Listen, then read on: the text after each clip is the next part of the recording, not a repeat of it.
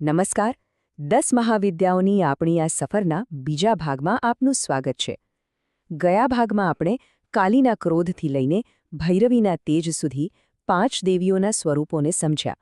પણ હવે આપણે જ્ઞાનના એક એવા ઊંડાણમાં ઉતરવા જઈ રહ્યા છીએ જ્યાં દેવીઓના સ્વરૂપો વધુ રહસ્યમય, વધુ પડકારજનક અને કદાચ વધુ ગહેન છે. તો ચાલો આ યાત્રાને આગળ વધારીએ. એક વાત ચોક્કસ છે, આ 5 દેવીઓ આપણને અસ્તિત્વના એવા રહસ્યો બતાવશે જે સહેલાઈથી સમજી નથી શકાતા. દરેક સ્વરૂપ જાણે એક કોયડો છે અને એનો ઉકેલ આપણી સમજને હંમેશ માટે બદલી શકે છે. એટલે આ ગહન જ્ઞાનને પૂરેપૂરું સમજવા માટે અંત સુધી જોડાયેલા રહેજો. જેમ કહેવાયું છે, આ સ્વરૂપો વધુ રહસ્યમય અને કદાચ વધુ ગહન છે. અને સાચું કહું ને, આ તો માત્ર શરૂઆત છે. આ દેવીઓ આપણને વાસ્તવિકતાના એવા અંધારા ખૂણાઓ બતાવશે જેની સામે જોતા પણ આપણે ડરીએ છીએ. આપણી છઠ્ઠી મહાવિદ્યા છે છિન્નમસ્તા.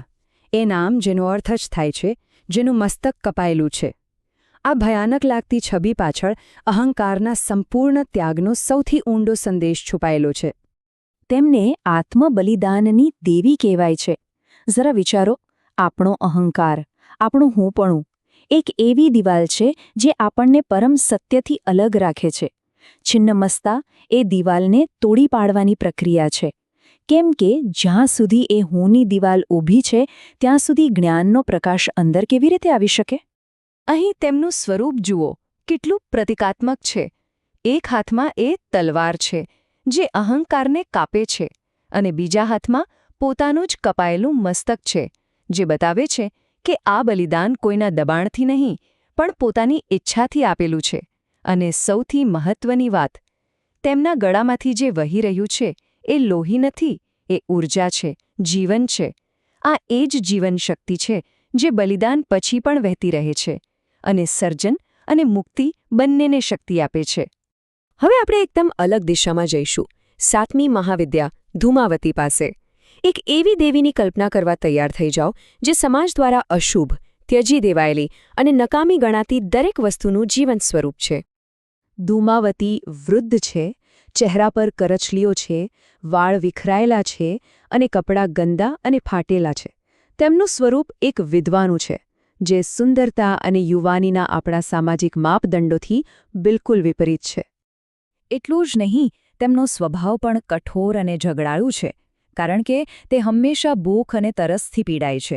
પણ આ કોઈ શારીરિક ભૂખ નથી. આ એક ખાલીપાની, એ અપૂર્ણતાની લાગણી છે જે આપણામાંથી દરેક જણ ક્યારેક ને ક્યારેક અનુભવે છે. તે એવા રથ પર બેસે છે જેને કોઈ ખેંચતું નથી, જે ગતિહીનતાનું પ્રતીક છે. તેમના ધ્વજ પર કાગડાનું નિશાન છે, જે મૃત્યુ અને ક્ષયનું પ્રતીક છે. તે એકલતા, નુકસાન અને ઉપેક્ષા જેવી લાગણીઓનું જીવંત સ્વરૂપ છે.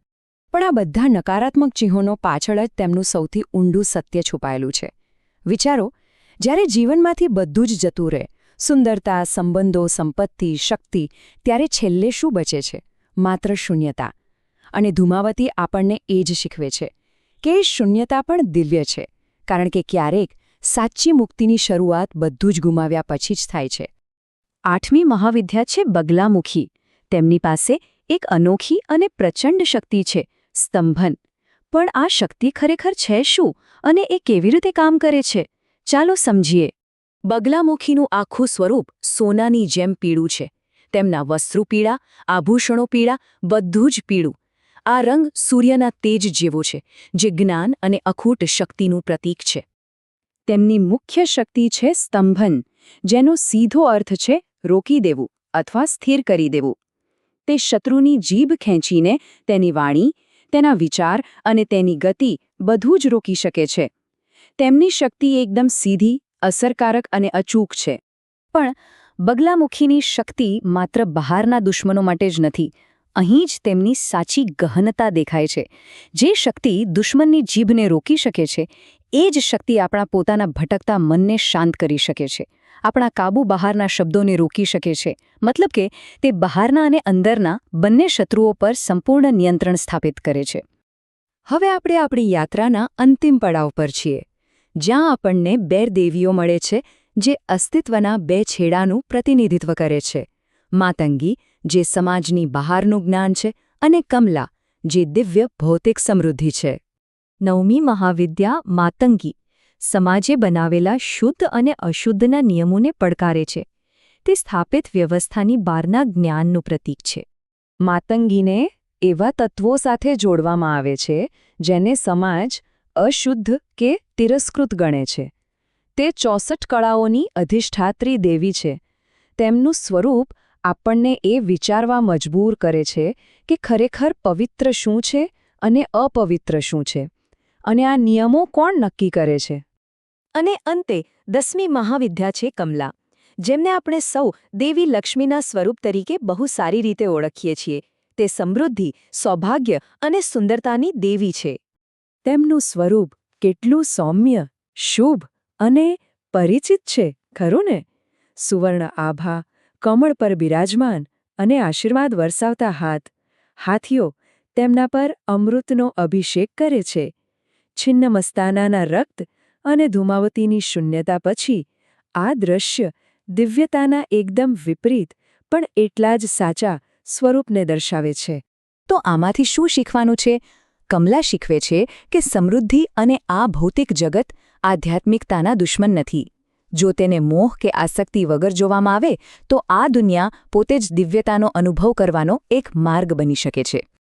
તો આપણે ક્રોધથી શાંતિ સુધી અને શૂન્યતાથી સમૃદ્ધિ સુધી 10 મહાવિદ્યાઓની યાત્રા કરી. પણ આ બધા સ્વરૂપોનો અંતિમ સાર શું છે? આ 10 દેવીઓ મળીને આપણને શું કહેવા માંગે છે? તો આખરે આ 10 મહાવિદ્યાઓ કોણ છે? શું તે માત્ર દેવીના અલગ અલગ રૂપ છે કે પછી કંઈક બીજું જ છે? સત્ય એ છે કે મહાવિદ્યાઓ માત્ર દેવીના સ્વરૂપો નથી, પરંતુ તે ચેતનાના 10 પરિમાણો છે. સમય, વિપત્તિ, સૌંદર્ય, સૃજન, જાગૃતિ, બલિદાન, શૂન્યતા, નિયંત્રણ, જ્ઞાન અને સમૃદ્ધિ. દરેક મહાવિદ્યા જીવનના એક ઊંડા સત્યને ઉજાગર કરે છે અને આપણને આપણી મર્યાદાઓમાંથી બહાર નીકળવાનો માર્ગ બતાવે છે. આશા છે કે 10 મહાવિદ્યાઓનું આ ગહન જ્ઞાન તમને ગમ્યું હશે. જો આ યાત્રાએ તમને પ્રેરણા આપી હોય તો આ માહિતીને લાઇક કરજો, કોમેન્ટમાં જય માતાજી લખીને તમારી શ્રદ્ધા પ્રગટ કરજો અને આ જ્ઞાનને તમારા પરિવારજનો અને મિત્રો સાથે શેર કરજો. આવા જ ઊંડાણપૂર્વકના વિષયો પર વધુ જાણકારી માટે અમારી ચેનલને સબસ્ક્રાઇબ કરવાનું ભૂલશો નહીં. જય માતાજી.